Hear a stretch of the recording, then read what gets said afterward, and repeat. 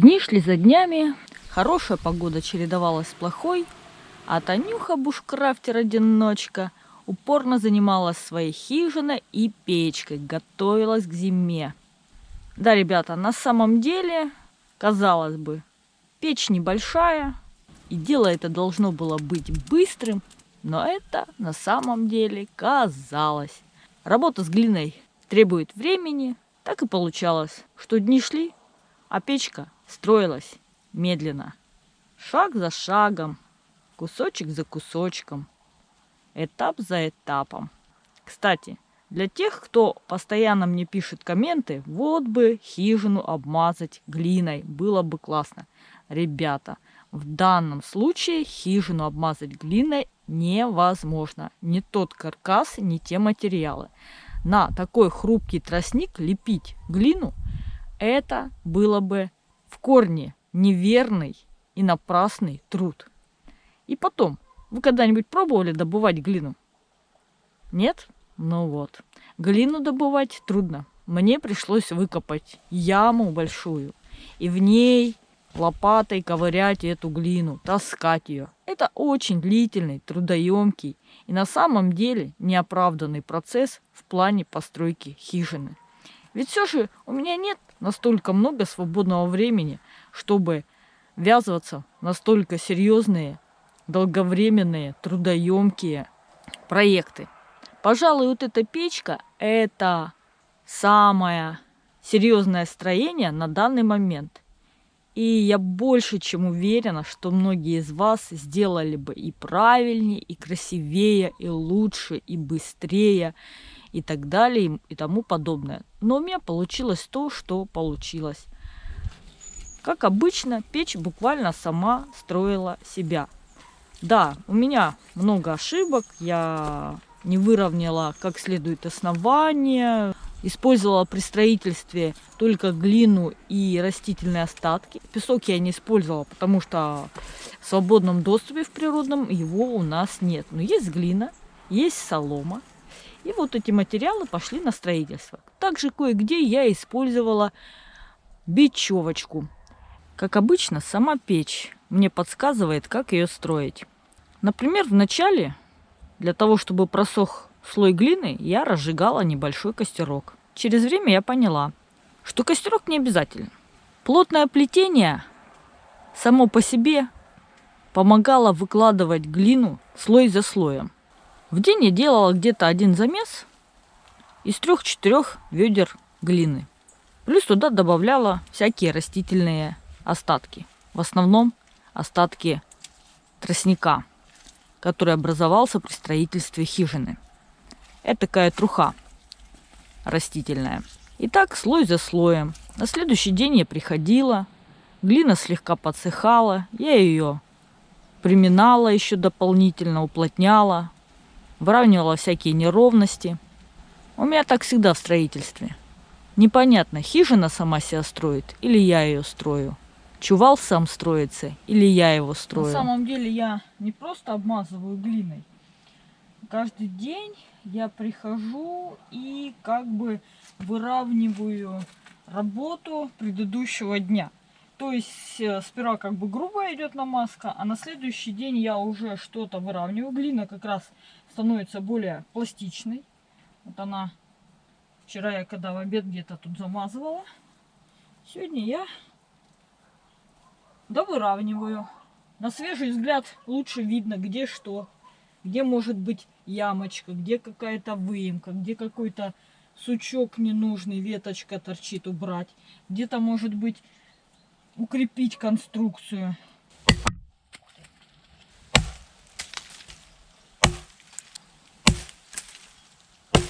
Ставлю вот здесь в стене палочки, пока сырая глина.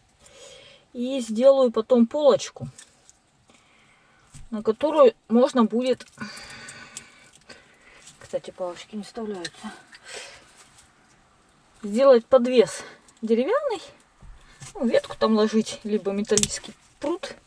И, кстати, не вставляется. Где-то в другом месте плотная там перепела. Так-то это все просто, как я думала. Угу. Ладно, здесь ставим.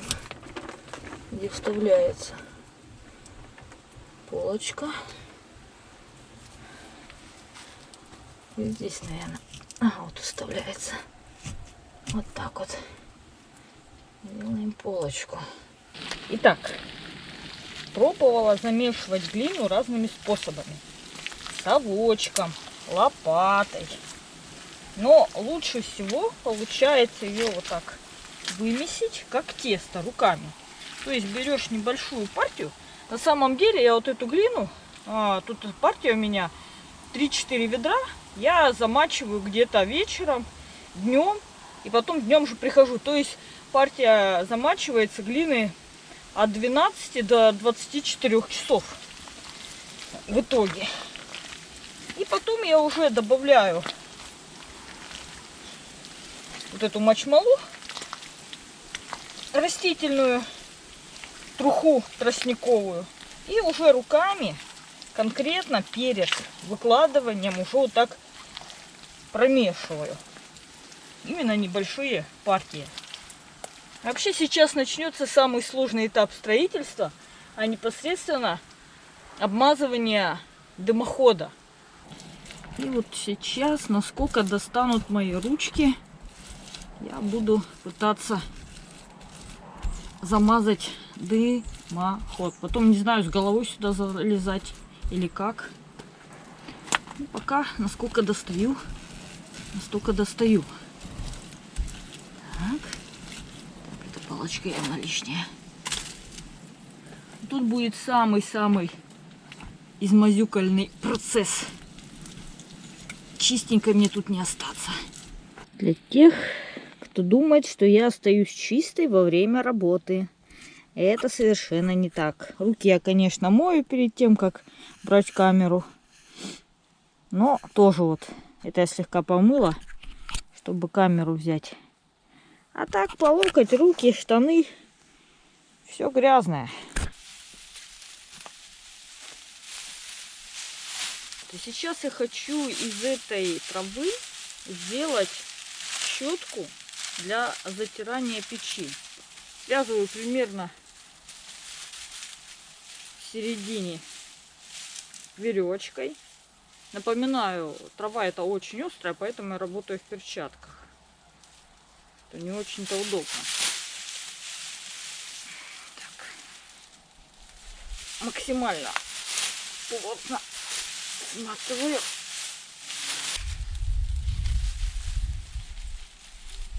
Смотрите, я вот беру верхний слой вот этот и выворачиваю вот так вот постепенно сюда.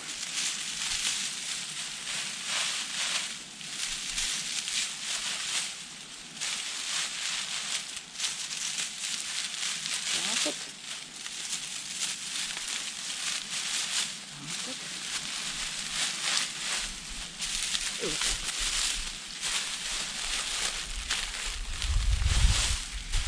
И тоже связываю веревкой.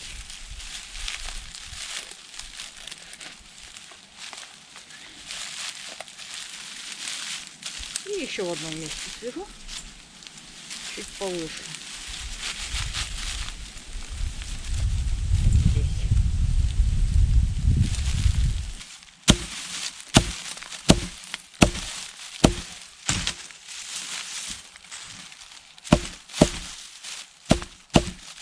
Свяжу ее еще вот здесь. А потом по мере ее стесывания, она будет, вернее, стачивания, скорее, в процессе работы, можно будет вот эту третью секцию отвязать. То есть эта щетка, ее можно сточить практически до основания. Оп.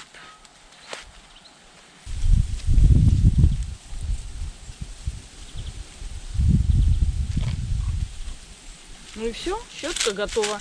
По-хорошему, нож забыла. Вот по-хорошему ее еще вот тут так разрезать ножом, чтобы она была более пушистая. И вот щетка для затирания побелки готова. Кстати, сегодня холодно. Всего лишь +8, ветер, пасмурно, мрачно. Уже совершенно не так радостно, как в предыдущие дни. Но я решила все равно поработать. Погода вряд ли будет становиться лучше. Так.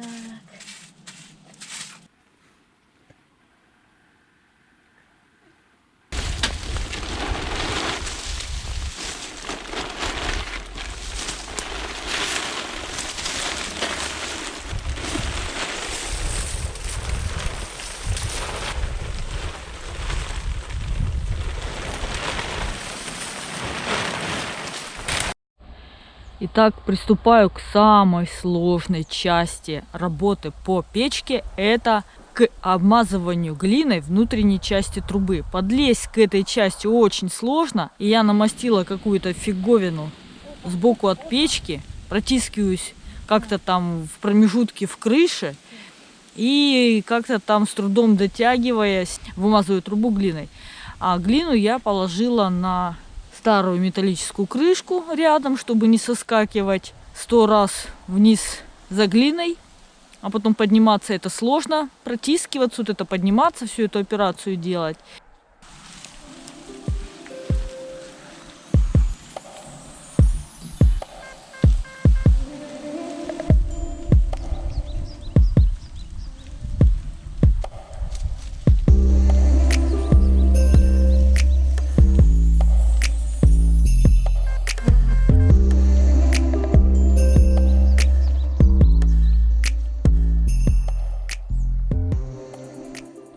Почти пропустила для съемки момент важный. Я сейчас делаю такой откос, который будет идти, то есть на этот откос будет сверху ложиться тент и вообще вся крыша. Откос сделан для того, чтобы защищать трубу и вообще всю печку от дождя, чтобы по трубе вот той не текло дальше на печь. И вот сейчас я постепенно тут навтыкала веточек и замазываю их глиной. Такая шапочка получается у печи.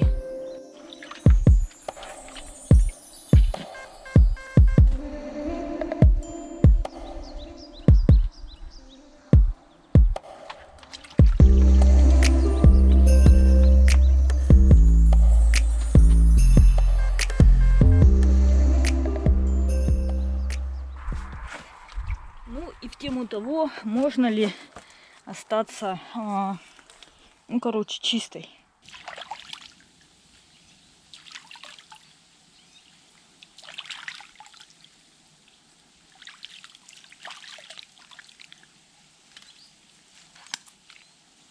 Хорошо, сегодня день теплый.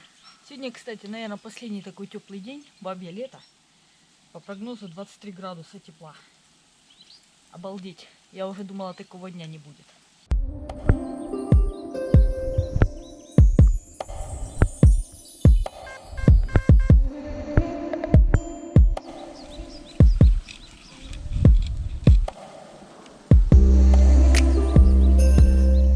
Итак, я на крыше. Это глина у меня здесь.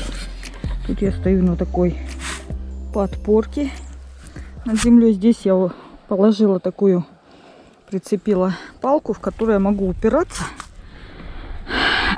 корпусом. И таким образом я освободила руки для работы над трубой. Это я тут новый виток обплела. И сейчас буду замазывать глиной. И так поэтапно делаю. Крышу укрепила еще, насколько это возможно. Теперь более явный скат вниз идет.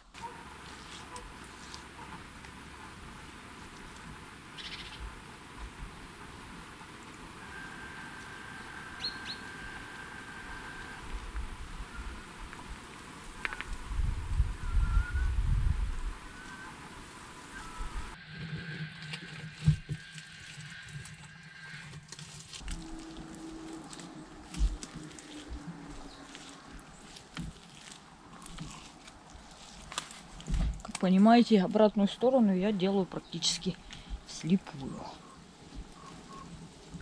Что там? Как там?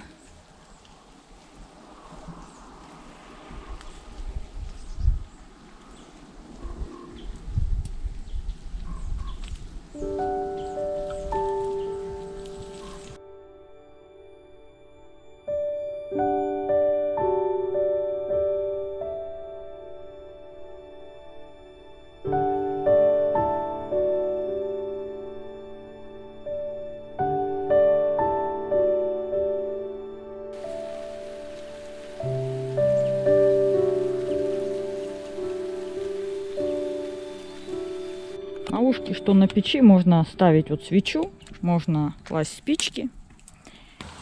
Печка готова, ну или почти готова.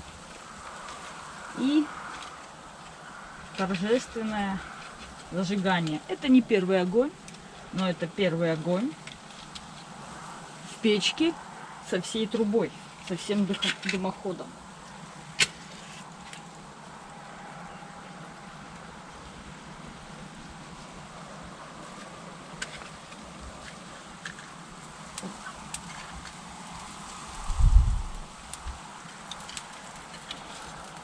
Гори, гори ясно, чтобы не погасло. Дух огня.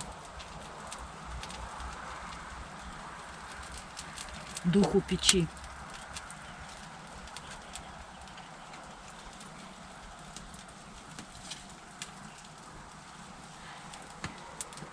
Здесь у меня ушки, ну не у меня, в моей печке такая веточка. Сюда мы укладываем и на нее буду подвешивать чайничек на цепь. Такая вот конструкция.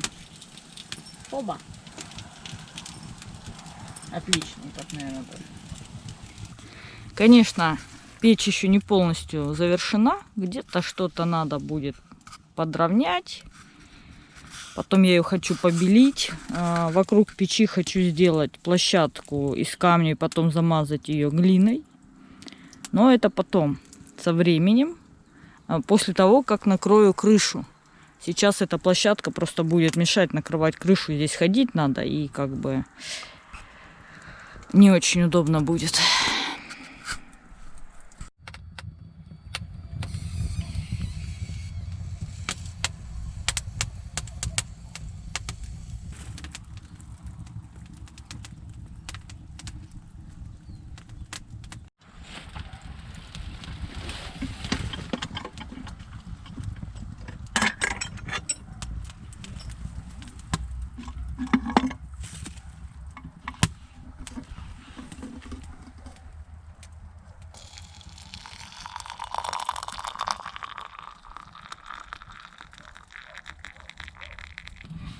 Жек сделал мне такую металлическую конструкцию, на которую я смогу ставить, ну, сегодня по-быстрому, сковороду, там, казан.